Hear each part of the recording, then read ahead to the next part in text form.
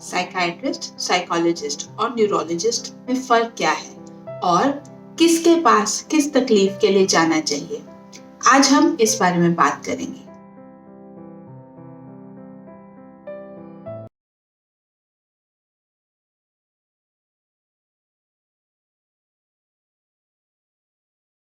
मेरा नाम डॉक्टर रूही सतीजा है। मैं एक साइकाइट्रिस्ट हूँ और आज मैं इन सब सवालों का जवाब दूंगी कि किस तरह की मेंटल हेल्थ प्रॉब्लम में किस स्पेशलिस्ट के पास जाना चाहिए। मैं साइकाइट्रिस्ट से शुरू करूंगी। साइकाइट्रिस्ट एक मेडिकल डॉक्टर होता है जिसने पहले एमबीबीएस कंप्लीट किया है और उसके बाद में वो स्पेशलाइजेशन करते हैं एमडी या डीएनबी के फॉर्म में साइकाइट्री के अंदर, जिसमें वो ये ट्रेनिंग लेते हैं कि मेंटल हेल्थ डिसऑर्डर्स को कैसे ट्रीट करना है। मेंटल हेल्थ डिसऑर्डर्स जैसे anxiety, depression, phobias, OCD, schizophrenia, bipolar mood disorder, personality disorders etcetera. एक मेडिकल डॉक्टर होने के नाते साइकाइट्रिस्ट सबसे पहले आपकी तकलीफ को चेक करते हैं, डायग्नोस करते हैं कि एक्चुअली प्रॉब्लम क्या है। उसके बाद वो ट्रीटमेंट फॉर्मुलेट करते हैं, मतलब क्या आपको दवाइयों की ज़रूरत है या सिर्फ काउंसलिंग की ज़रूरत है। अगर आपके सिम्टम बहुत ज़्यादा नहीं है तो आपको काउंसलिंग और लाइफस्टाइल मॉडिफिकेशन से मदद मिलती है, लेकिन अगर आपकी प्रॉब्लम ज़्यादा है, बड़ी है, तो आपको दवाइयों की ज़रूरत होती है जो आपको एक साइकाइट्रिस्ट देता है। यही अगर हम बात करें कि आपके सिम्टम्स इतने ज़्यादा फिजिकल नहीं हैं, माइल्ड सिम्टम्स हैं, छोटी परेशानी है, थोड़ी डिप्रेशन है या फिर कोई डे टू डे प्रॉब्लम से आप जूझ रहे हैं, जैसे स्ट्रेस है, इसके अलावा रिलेशनशिप इश्यूज हैं, बच्चों के अंदर हम देखते हैं बिहेवियर प्रॉब्लम्स हैं, कभी कभी एग्जाम स्ट्रेस होता है, फैमिली के अंदर कुछ प्रॉब्लम्स होती हैं, कम्युनिकेशन गैप्स होते हैं। इस तरह की अगर तकलीफ रहती है तो आपको साइकोलॉजिस्ट ज़्यादा मदद कर सकता है।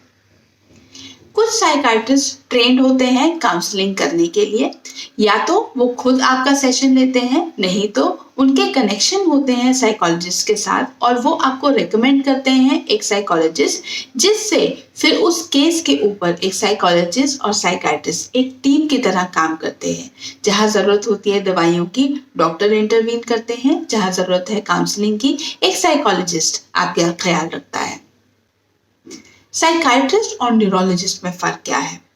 दोनों ही मेडिकल डॉक्टर हैं, दोनों ही दिमाग की तकलीफ़ों का ख्याल रखते हैं, लेकिन जो साइकाइट्रिस्ट है वो न्यूरोकेमिकल इम्बैलेंसेस की वजह से जो प्रॉब्लम होता है उनका ख्याल रखते हैं। जैसे डिप्रेशन के अंदर सेरोटोनिन नाम का केमिकल थोड़ा कम हो जाता है।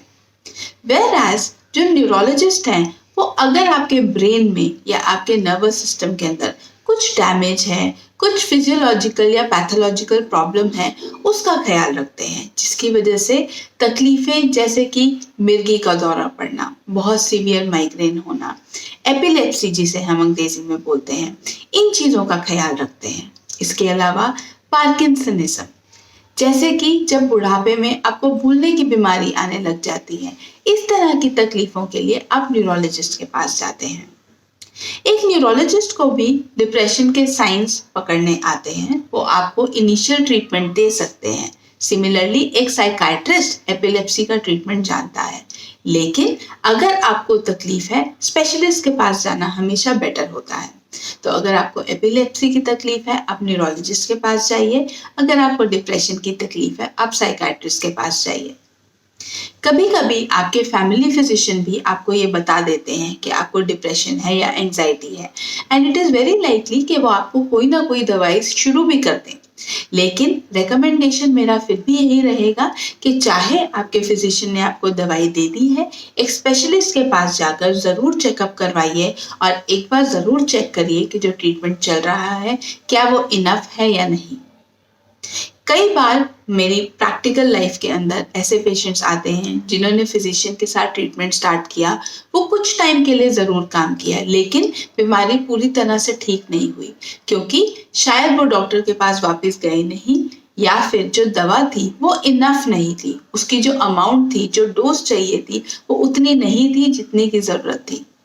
उस केस में बहुत बार ऐसा होता है कि पेशेंट सफ़र करता रहता है और बीमारी ठीक नहीं होती। इसलिए ज़रूरी है कि आप सही बीमारी का सही जगह पर इलाज ढूंढिए। I hope this video will help you और आप समझ सकें कि किस टाइम किस स्पेशलिस्ट के पास जाना आपके लिए ज़्यादा सही रहेगा। अपना ख्याल रखिए। Thank you.